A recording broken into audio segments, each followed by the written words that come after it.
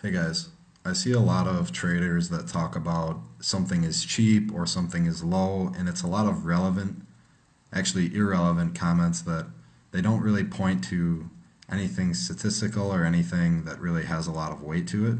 So, what I wanted to do today was talk about Facebook and why they're a good buy and why I think that actually their value is worth about 15% to 30% more than what they're trading at today. How I arrived at this is basically just doing a really simple PE ratio analysis. So right now they're trading at a PE of 35. If I bust out my handy calculator, and I use the low estimate. And by the way, this is for free. You can all go to this. It's just yahoofinance.com. Type Facebook in the ticker and then go over to this analyst estimates. And I'm going to look at the next year, 2018 low EPS estimate, 573. And I'm going to multiply it by 35, which is their business multiple. And I get a value of $200 per share. This is actually what I believe their fair value estimate is today. I also did a discounted cash flow model in Excel. It's a little bit more advanced than obviously this quick and simple method, but ironically they actually arrive at basically the same value. So $200 a share is where I believe Facebook will trade. I just can't tell you when. Now, a more aggressive estimate might be something in the range of taking the average estimate and not taking the next year EPS number, but maybe a number 5 years down the road.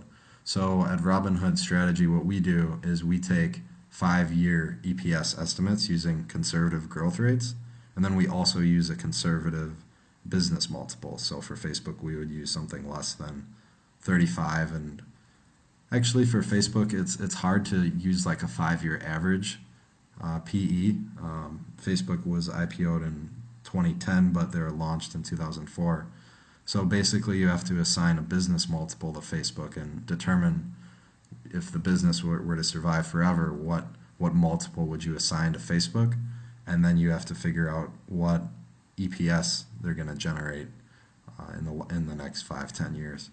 And so for Facebook, even just looking next year and the conservative EPS estimate, we're getting to a value of $200 a share. If I were to take 668, which is the average estimate, times, why is my shift key not working, times 35, I'd go to 233. And 233 minus 180, and then divided by 180, is a 30% upside.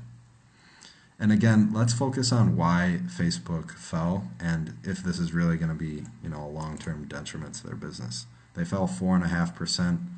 You can read plenty of articles online about, Zuckerberg's fortune and this and that. But at the end of the day, Facebook in the latest quarter had ad revenue of over $10 billion. That's a 16% year-over-year increase in monthly active users and a 26% year-over-year increase in average revenue per user. And again, that's not just Facebook, that's Instagram, Messenger, and WhatsApp. These are all owned by Facebook. So if you buy a share of Facebook, you don't just own the piece of the core platform, you also own Instagram, Messenger, WhatsApp. And I'd say that they basically are unrivaled in the social media space. I mean, I know that there's Twitter and some other smaller players and Snapchat, but Facebook has been investing a lot in their research and development, and we can go to their financials on Morningstar, and all of this again is also free, and we can look at their R&D spending as a percentage of sales. So we can look at this line here. So right now, 21 cents on the dollar is going towards research and development. But I think this is good. I mean, that's higher than a lot of companies, but they are continuing to improve their platform. I've actually noticed this just by going on Facebook, and I don't use the video feeds on Facebook, so maybe I'm being a hypocrite, but I have noticed that they've started to increase the capabilities of their video feeds and other features.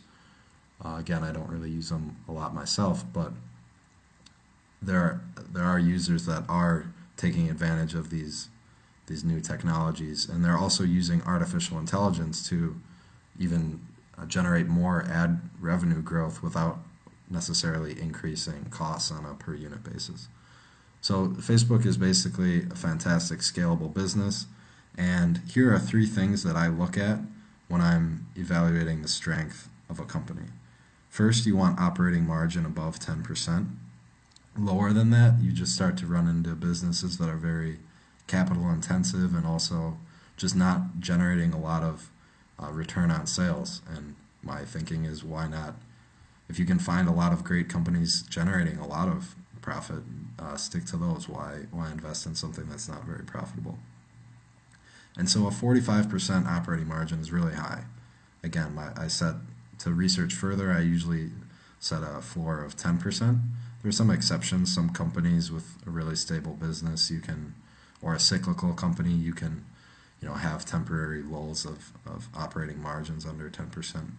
But over 10% is usually a good starting point. It'll help you, or it'll prevent you from really taking big swings and big misses on companies.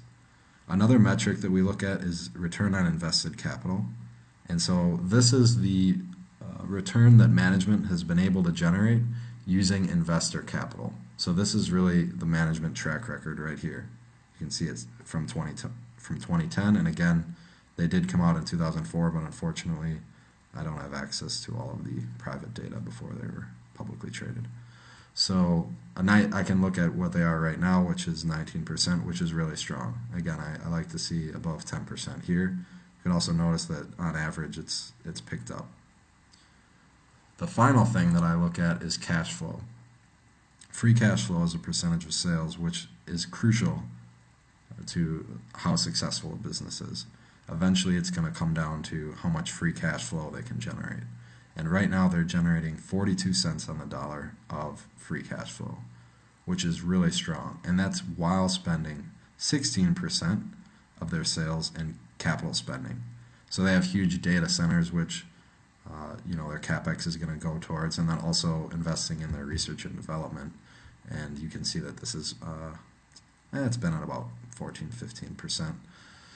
And so they're also going to continue to actually increase their R&D spending. So I'd imagine this percentage might even go up a little bit, and their free cash flow as a percentage of sales might even go down a little bit based on the news that Mark Zuckerberg is going to be increasing R&D spending and also prioritizing personal and family data over business data, basically.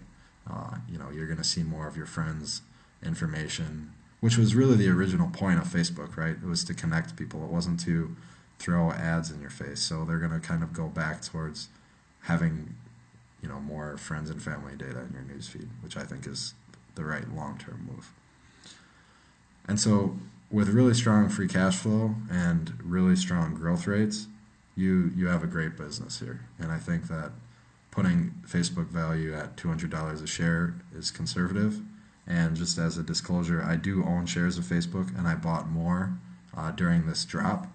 And we also have Facebook as one of our core holdings in our wide moat profitable growth portfolio, which did really well in 2017. And a big part of the contribution to that performance was Facebook really delivering and being a great business. So I'd encourage people to research Facebook further. I think today is a great opportunity, and wish you the best of luck in reaching your investment goals. So thanks for watching.